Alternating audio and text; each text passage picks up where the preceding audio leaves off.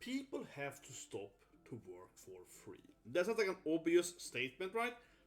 Working for free, but it's a massive issue in the game industry, and obviously, generally speaking, the entertainment industry, but especially the game industry, that people tend to work for free.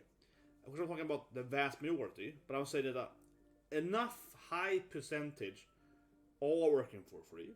And of course, the general factor is because people really want to make video games, right? The problem is that every time source for free, right, it ruins it for everyone else. But not only does it ruin it, the wages goes down, which is the obvious thing. But I want to explore a little bit the actual issue that it creates. So let's go into that a bit in the video here. Watch the video, subscribe, slap the song right, and say immediately, today I watched this anime, an isekai, right? Where the main character is willing to work as a maid for a princess, basically, because she so much wants to be, in this royal place. She's like, I work for free, And that kind of behavior is honestly very common in the game industry. So I've seen it myself many times. I've had many mails and people, try to get a job is alright. And yes, very often, actually, like surprisingly often, you might think, I suppose, people will genuinely be like, I will do it for free, Used to have it on the resume, used to have it on the example as well. So that's one thing. Of course, you probably have heard about, internship not being paid, right?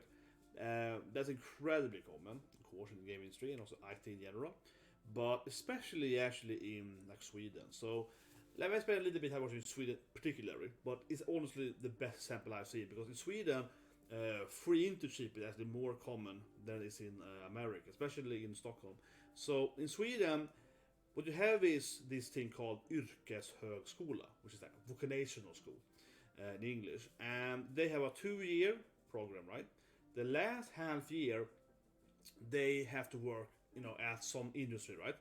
And you should get paid it, right? So basically, every year in the game industry, especially in Stockholm, in Sweden, they have like hundreds of these applications for people that want to do their internship, right? To kind of finish their yrkesskola degree thing. And they will get in there for free, right? And then you basically fire them after the 6 months. So because the laws in the country is that if someone works for 6 months, you have to either hire them or end the internship, basically. So what you do is that you take it for 6 months, right? You fire them, or don't fire them literally, you don't extend the contract or whatever, right? And then you just take more people in after 6 months. So when I was at the one company in Stockholm, they literally had a system, right? Where they had like 4 or 5 interns constantly, right? And you just rotate them, as soon as they 6 months out, you kick them out, get 4 or 5 new, right? Yeah, you just rotate that continuously. And very rarely, like 1 in 20 or whatever, right? You actually pick them up and say, well, this guy, he's really good, let's keep him, right? So someone gets the job, right? But most people don't actually. This is actually, like I said, much more common actually in Sweden than, for example, in America and other countries. But of course, you have similar examples, right? I mean, it's pretty common, generally speaking, that maybe if you do your bachelor degree, master's degree, whatever, right? You have some, your bachelor degree at the company, you might get, work there for free-ish, right? But the thing is that, especially in Sweden, this yrkesskolan is actually basically just a job. They don't teach them anything. It's just like you go for 6 months to hammer an A for 6 months, right? It's not about educational part of it. But I digress. But it's a good example of free work. Now, the general issue that I want to bring up here, that's just an example, right, of a very common issue, is that what it leads to are basically worse games, right? And I think that the reason I want to make the video is because this issue that has been increasing, right, for the last 20 or 30 or so years, which kind of coincides with my earlier videos talking about that one major reason why video games are worse today, at general, than they used to be is because video games are more popular today, right? So, I mentioned earlier, the obvious factor that is affected by people working for free is wages. Of course, if everyone works for free, or a lot of percentage, right, you can hire people for nothing so that they pay people less money, right? It's obvious. So let's just disregard that, because it's very, very obvious that the people work for free are good stuff. But the second more important factor is that these people just lower the quality, right? Because the issue, of course, that they actually are portraying are people that are yes men, right? Yeah.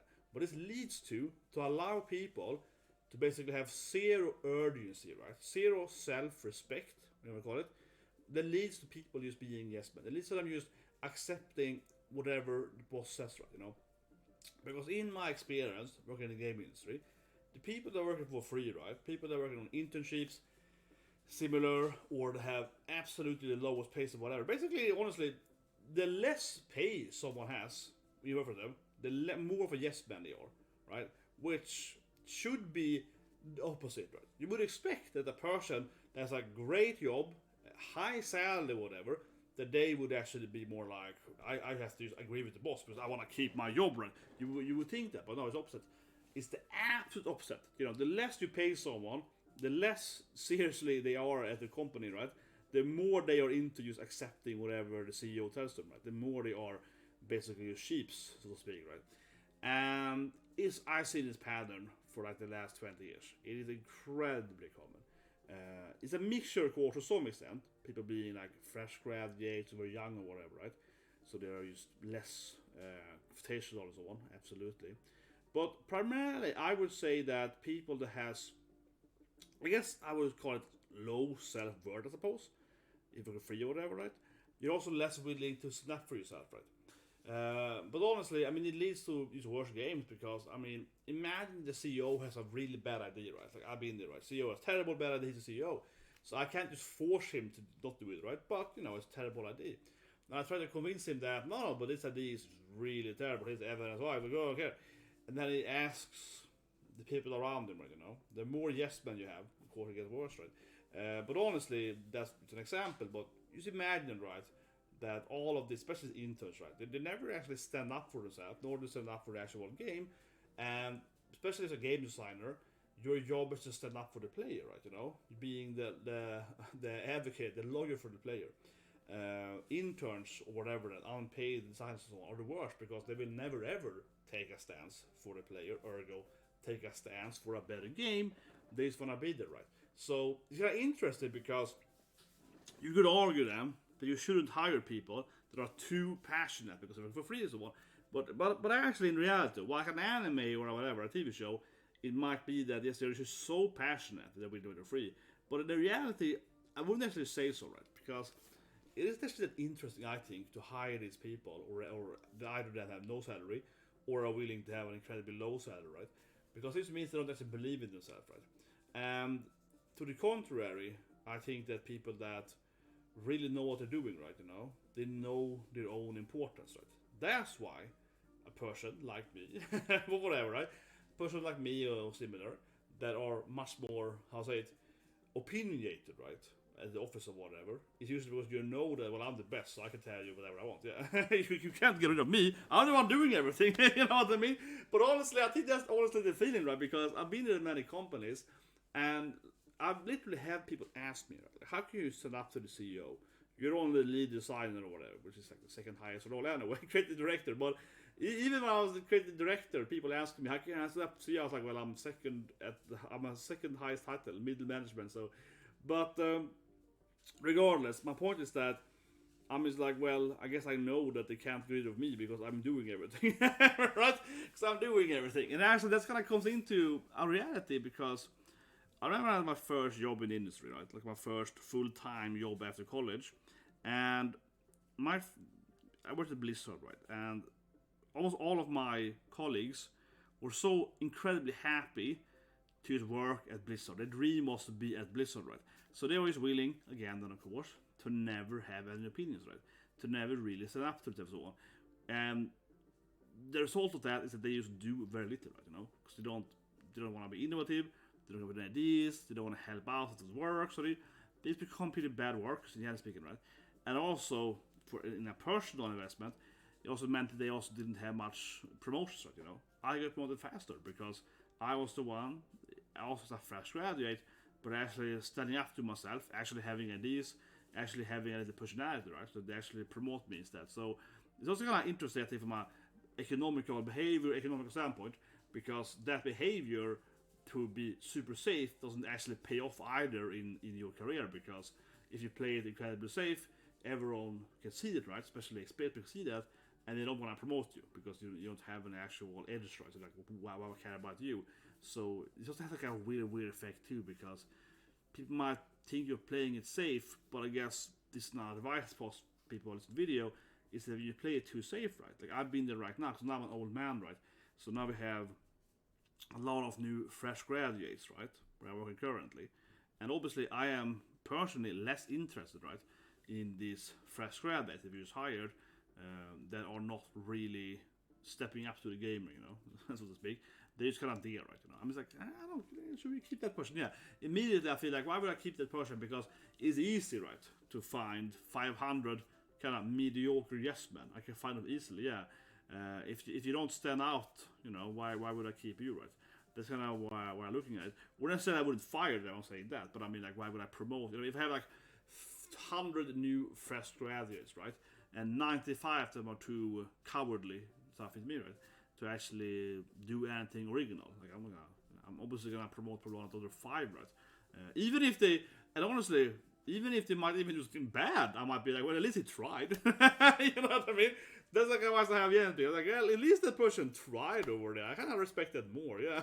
Like, but honestly, that's why I actually like it. Honestly, I like it with my current job, because my boss, I'm doing this research, right, currently with my boss, and he just told me that you should do whatever you want, right, and if it fails, you know, it'll fail, but rather research this topic, right, you know, make some kind of, how I say, experiment with it, right, some kind of laboratory experiment with it, and whatever it becomes in like a few months, that's what it is, right, you know, so I'm gonna have the option to kind of research what I want, you know, and he's more like, I want you to see what you can do with it, you know.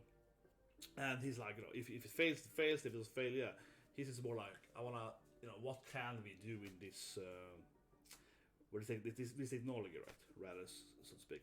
And that's the way to look at it, right? You know, because a failure is only a failure if you don't learn from it, right? But if you never try to fail, if you never try anything, you can never fail, you never learn, right? Yeah, a little bit like that. Yeah, of course, it's better to learn from other people's mistakes than your mistake. But still, though, kind of philosophy clear. No, but I think it's a trend altogether, right? Lastly, I do want to bring it back to what I mentioned earlier, and that is that, like I said, right, I do think it comes from most of the games are too popular. And that's not silly, I said it many times in one of the videos, but it really is, right? Because I think that if you go back 30 years in time, or maybe a cut off maybe 15 years or so, but 20 or whatever then is in time at least, but then you're safe, I would say. But 20 years then you're absolutely safe. 20 to 15, somewhere, yeah. Back in those days, right, if you were into gaming, especially if you were working in the gaming industry, you were a super uber nerd, right? Let's just call that. You were mega uber nerd, which meant that it wasn't very hot, right? It wasn't very exciting, so to speak, to work in the gaming industry. I mean, it was for you because you liked video games, but it wasn't because anything else around it, right? So while sure the salary wasn't good or whatever, of course it wasn't, but it didn't really matter, right? Because you're working there for your passion, right? And it somehow it's quite different for people now. They just want to be in the game industry of the status, right? And I think it's an important thing to understand. I know I'm not maybe explaining it in a good way here. It's very hard to explain because basically it's very hard to understand if you've never really been in a situation where you can look at two people that are 20-year-old, 22, whatever, fresh graduates, and they're both having this passion, but one is actually a status passion, where the person just wants to have their name and a title when I work in the game industry or whatever, right? And the other person also really want to work in the game industry, but the way they look at it is more that they actually want to make their own game, the innovation and so on, right? I guess you can kind of look at it from like a creative person and a person that just kind of is pretending to be creative, something like that. And it's very hard at surface value, right, to see the difference. And you have to really talk to people and test them and so on. And that's why, honestly, in my opinion, as an advice people speaking, the way I come back at it, right, the way I can kind of distinguish between this like status passion and actual creative passion is that I ask them a lot of actual nerdy questions. Honestly, yeah, I've just asked them, okay, what's your favorite game? Why is that game good? Okay, explain how many hours play this game is all right, and how many games do you, and all those like super nerdy questions, right? And then it's very important. I will say this thing, okay, that I do not believe that it exists good game designers that only play games, right? You know. So if you're a true game designer, you're a nerd, right, so to speak. So you're always gonna like other stuff too, like anime, comic books, whatever, right? Books, Lord of the Rings, whatever. So you Star Wars, so I never met a good game designer that isn't super nerded, right, in several different categories. So that usually is a giveaway. If you're not very, and also, if you're not playing several genres too, right? Okay, I never met a good designer in my life in any kind of genre of video games that only do one thing, right? If you're a good designer, you like video games in general, you don't only play MMORPGs or whatever. You play every genre. You play Street Fighter, so on. You play fighting games, role-playing games, strategy games, puzzle games. Yeah, I never met a designer that's only into like one or two genres. Then you're not a designer, right? That's my opinion. Right? A designer, they want to understand, whatever they're doing. Right? Similarly, most people that are really into movies, right? You watch every movie. You watch all the famous movies. You watch different genres. Yeah. If you're a really hardcore movie buff, you're obviously watching but different genres, right? Yeah. So that is usually the biggest giveaway. You meet people and they play a lot of games, but if you only play League or something, only WoW, usually that's the biggest. Usually that's the biggest common denominator. And these days, that they only play one popular multiplayer game, right? But to me, then you're more. It's more like, well, then you're into League, right? You're not into gaming, you're into League. You know what I mean? But I want someone that's into gaming, right? So they understand all the mechanics in different genres. I guess you compare it to maybe like martial art. Someone that's really into martial art, they usually have done many different styles, right? And they try different dojos, and they usually speak the language or whatever, yeah. Or someone that's only really into one thing. Now I'm into I want you to be into the conceptual part of design, right? Not just a specific genre. I can have an offshore now, but I think it's important to understand the difference there.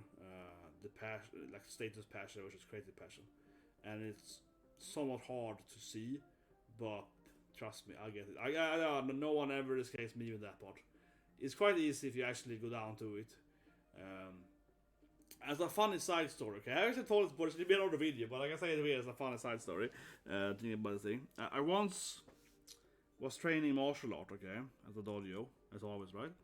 And we got into this, I was talking to an engineer guy. He's like, yeah, I want to, also work in the game industry. I love video games and so on. And I was like, what's your favorite game? And this sounded so stupid, but it's true. And he was like, Street Fighter. He literally said Street Fighter. And I was like, okay, how do you do Hadouken? And I didn't trust it for gatekeeping, but I didn't trust it for a second. So I was like, okay, how do you do Hadouken? He was like, no, how do you do Hadouken? Tell me exactly the mechanics of these abilities. And it's like, tell me the combos of, okay, give me your bread and butter combo, right? With these characters. And he's just like, well, I mean, it's hard. I'm like, oh, tell me the characters, yeah. If your favorite game is a fighting game, trust me, you can easily tell me, well, Hadouken is a quarter circle, yeah. But I was like a little more like, tell me the combo of, okay, so you play this game, right? Okay, so it's 4 in this time now. Tell me this combo, what's your best character? Okay, tell me the combo, right?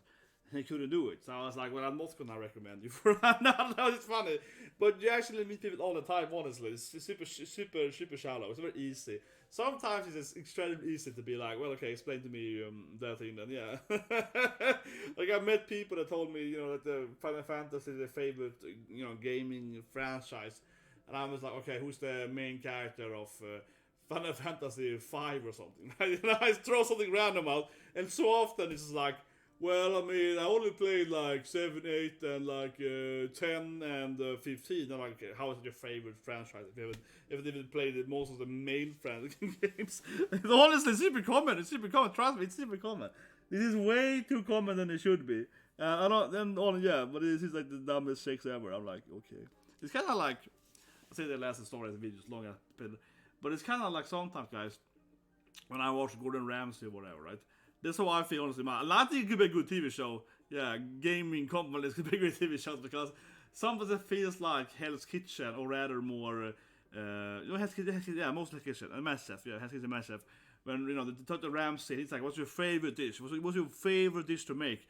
And they're like, oh, I make a really good pizza. And, okay, make a pizza then. And they completely fail, Yeah. And he's like, how can this be your favorite food? And you can't even make it, yeah. It's like, it's a difference if I ask you to, make me a pizza. And the guy's like, but I'm a sushi chef. I can't make pizzas. Make me a pizza. See what you can do, you know what I mean? That's one thing, right? It's like, maybe you should be better at that. But yeah. But I've so many times I met people that tell me that, oh, I can do this thing. I love this genre. I'm like, okay, you love StarCraft? Okay, tell me your favorite build order, minute wise. Yeah, and it's super, yeah, it's so common. They're like, no, you know what I mean? Like they can trick someone that only played, you know, has a very surface level understanding of what. They're like, okay, tell me your build order.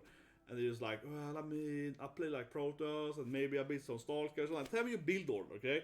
What do you build actually? Like, you know, at what minute do you actually? Okay, so you're not actually good, okay? Like, you know what I mean? It's hilarious, and actually the best part of that is when they apply it, okay? And never do this thing, okay? Never, okay? This is my last point, guys. Never ever apply to a video game company and stating in your resume that you're good at video games, unless you're actually really good, okay? Trust me, how many times have I had in my life where someone is like, well, in my resume, I'm like Diamond League and StarCraft 2, you know, it's pretty good. And I'm just like, okay, we have 4 guys here that are Grandmaster, okay? Like, we don't care about your Diamond, but honestly, like, no, it's not on your, I mean, you should have on your resume that you play games if you're actually good at them, right? That's a great point for any game industry. Even for other companies do that. Like, I have applied to many companies in my life outside the game industry and been like, I'm the best player in the country in this game, you know? Because that tells that you're good at something, right? But never apply, absolutely never, and be mediocre, okay? Because you're mediocre. If you're not in the one top percent, at least, preferably like 0.1, you know, higher grand, you know, if you're like Grandmaster League or whatever, Chancellor League, whatever game has, right? Don't have it on your resume, okay? Don't write, I'm a very good league player if you're not in like top league rank, okay? I see it all the time, seriously, and we just laugh at that. That to me is like, you're not getting the job because, Jesus Christ, man, it's not impressive, you know? It's not impressive. It's only impressive if you're in the top absolute, you know, like top master, grandmaster players, right? Then it's impressive, right? It's not impressive if you're like mediocre. It's kind of like, well, I'm pretty good at soccer. Okay, so how, you know, have you ever played personally? Well, I mean, when I was a kid, I used to play. You know, no one cares. Okay, no one cares, right? Just like if you write your hobbies, actually, no one really cares either. Honestly, yeah, no one ever cares about your resume. I think some people write too much. You know, this is my life and so on. No one cares. It's only useful if it's meaningful for the job. Okay. For example, if you apply for the military, right? And it's like, my hobby is martial arts, okay? I got a black belt in Taekwondo. The military is like, well, that makes sense. That hobby is corresponding to what we do here to some extent, right? That can be useful, right? Yeah, but if your hobby is like, you know, oh, I'm a decent, I don't know, bike guy, it's like, how does it, doesn't really matter. What do you call it if you're the best BMX rider in the country? That is fine, of course, because it tells you that they're good. Men, I guess, also video, please subscribe, press the like button, and have a great day.